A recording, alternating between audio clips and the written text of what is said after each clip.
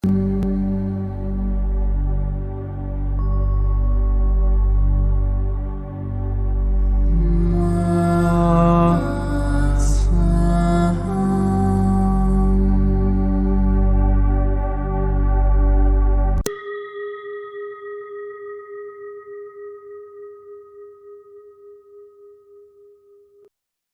qui suit est la transcription d'un échange entre Mathias de Stefano, désigné ici comme moi, et son soi supérieur, désigné comme je suis.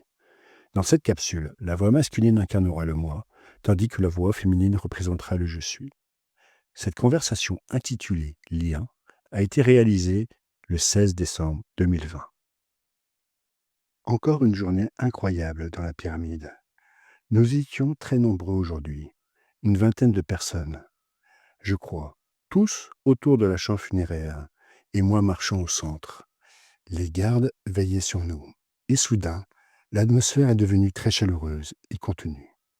Doucement, je me suis mis à calibrer depuis le sarcophage, et j'ai alors senti à nouveau la présence de Thoth et Isis. Le premier m'a fait ancrer un axe et l'a connecté à 6 directions. Il m'a rappelé que la reconstruction d'un nouveau monde doit partir d'un axe solide, depuis le centre de l'être, et que notre tâche est de nous rappeler que nous sommes tous ce centre, et que nous y sommes déjà, où que nous soyons. Le centre nous suit, car nous ne le quittons jamais. Nous ne sommes que des hologrammes de son imagination, de son rêve, et en tant que tel, il suffit d'arrêter de courir pour être, et là, le sentir, revenir au centre. La seconde m'a rappelé que nous sommes le réseau, que ce centre n'est possible que grâce à la connexion des reflets, de tous les hologrammes. Tant que tous communiquent, ils peuvent créer l'image.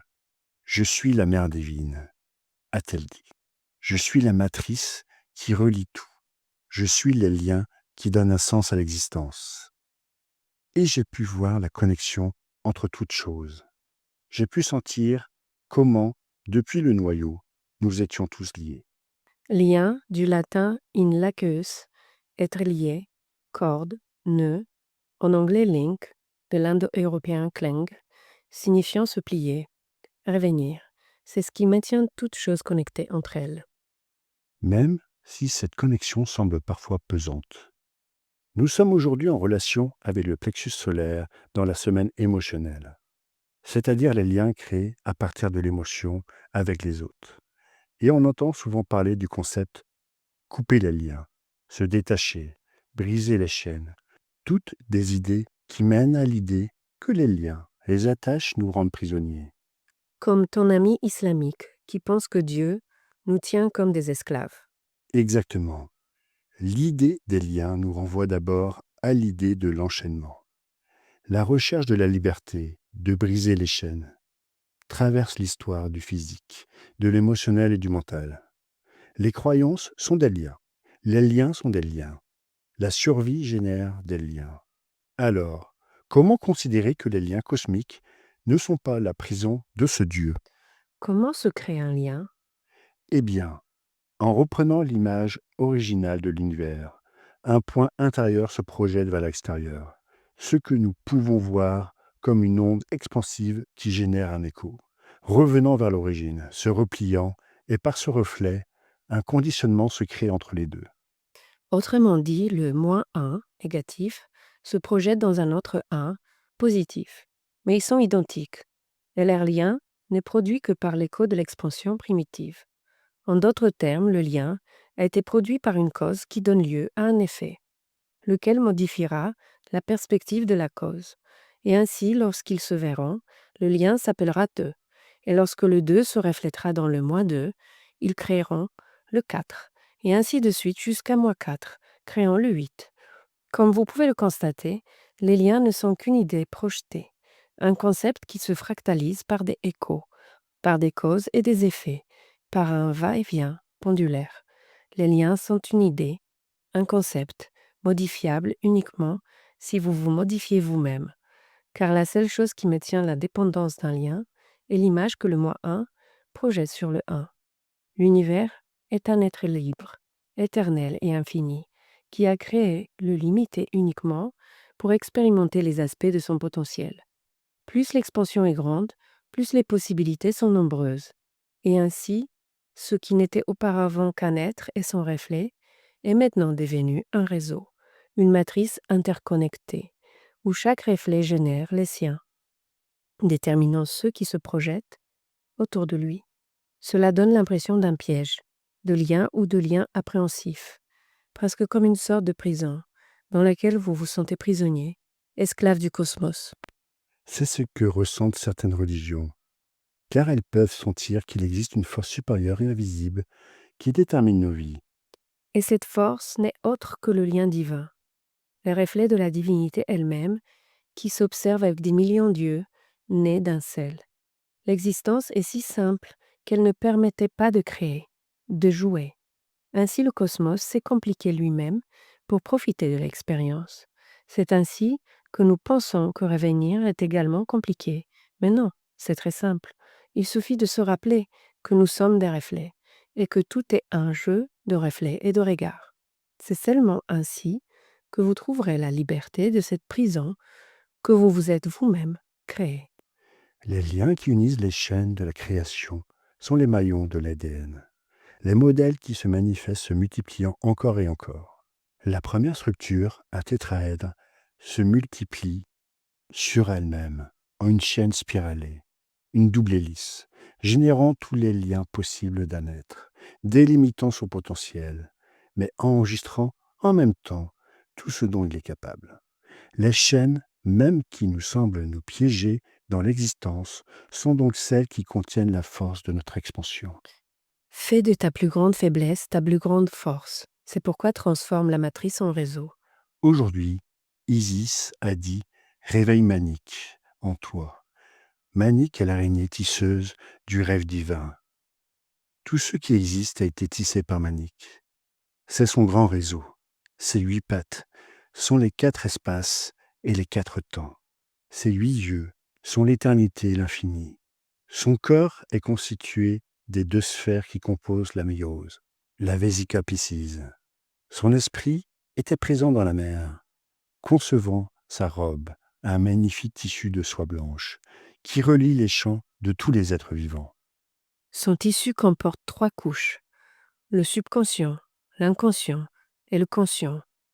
Dans le subconscient, Manique conditionne toutes les créations, les limitant par ses libertés. Comment cela?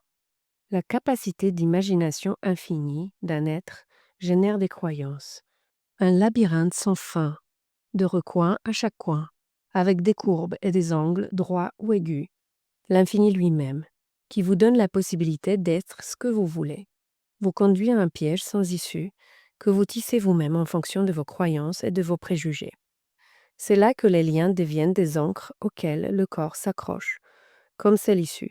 C'est là que nous créons des liens de dépendance qui nous relient aux autres, par la génétique ou par affinité, qu'elle soit positive ou négative. C'est ainsi que naît le karma, dans la transmission constante et répétitive de l'information par réflexe, comme 2 neurones qui jouent au ping-pong. Et l'inconscient? C'est lui qui nie ses liens, c'est lui qui considère qu'il vit exempt de tout, déconnecté des autres et refuse de voir les liens qu'il possède, se croyant libre, alors qu'il vit en réalité submergé par des conditionnements et des schémas. Ce n'est pas le cas du conscient, qui reconnaît vivre dans un monde créé par des liens, mais qui, au lieu de chercher à échapper à ces conditionnements, décide de devenir l'araignée. On m'a souvent dit cela. La seule façon de sortir du réseau ou de la matrice est de devenir ce réseau ou cette matrice. C'est comme si, en vivant à partir du subconscient ou de l'inconscient, nous étions comme des mouches prises dans une toile d'araignée. Et plus nous faisons d'efforts pour nous en libérer, plus nous nous retrouvons pris et empêtrés dans des liens, des attaches de toutes sortes, proie facile pour les conséquences de nos actions. Mais si tu deviens l'araignée, si tu te souviens que tu as toujours été l'araignée, tu auras la possibilité de marcher sur la toile, de l'utiliser. Je me souviens qu'il y a quelques années, je me trouvais à l'aéroport d'Ezeiza pour prendre un vol vers Bogota, et j'ai ressenti le besoin d'écrire sur ma peur des araignées, J'écris qu'en réalité, la peur des araignées venait du fait que j'avais peur de m'empêtrer dans la toile que je tissais moi-même, de m'empêtrer dans mes propres histoires et dans les projections des autres. J'avais peur de passer du statut d'araignée, tissant la toile de la conscience, à celui de mouche issue de l'inconscience. À mon arrivée en Colombie, ceux qui m'ont accueilli m'ont dit qu'ils m'emmèneraient dans un endroit spécial où un mamo, un prêtre Muisca, célébrerait une cérémonie pour moi dans le centre ancestral Piedras del Tonjo, dans le village de Facatativa. À notre arrivée, une belle cérémonie a eu lieu entre tous. Le prêtre s'est approché de moi et m'a demandé de m'incliner pour qu'il puisse me purifier et me bénir. Puis, je sens qu'il touche mon dos et me fait me redresser, me demandant de mettre mes mains en position de réception. Et il a prononcé : « La terre-mère a décidé de te faire ce cadeau aujourd'hui. » Puis il a lâché une araignée de ses mains vers les miennes, blanche et jaune. C'était une araignée magnifique, mais un frisson m'a tout de même parcouru le dos.